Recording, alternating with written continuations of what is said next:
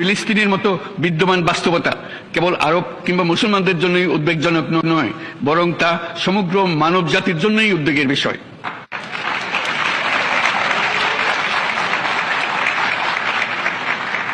একজন মানুষ হিসেবে প্রত্যেক ফিলিস্তিনির জীবন অমূল্য। ফিলিস্তিনের জনগণের বিরুদ্ধে যে মানবতা বিরোধী অপরাধ হচ্ছে তার জন্য সংশ্লিষ্ট সকলকে দায়বদ্ধ করতে হবে।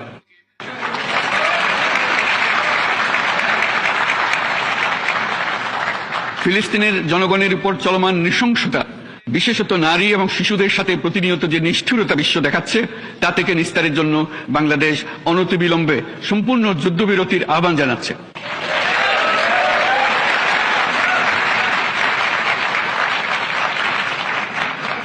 দ্বিরাষ্ট্রভিত্তিক সমাধানেই মধ্যপ্রাচ্যের টেকসই শান্তি আনতে পারবে। তাই জাতিসংঘ সহ আন্তর্জাতিক সম্প্রদায়ের সকলকে এর বাস্তবায়নের জন্য এখনই উদ্যোগ নিতে আহ্বান জানাচ্ছি।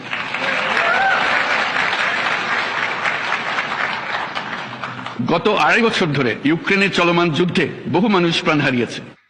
এই যুদ্ধের প্রভাব সর্বব্যাপী, এমনকি বাংলাদেশের অর্থনীতিতেও এর নেতিবাচক প্রভাব আমরা অনুভব করছি। আমরা তাই উভয় পক্ষকে সংলাপে বসে বিরোধ নিরসনের মাধ্যমে যুদ্ধের অবসান ঘটানোর আহ্বান জানাচ্ছি।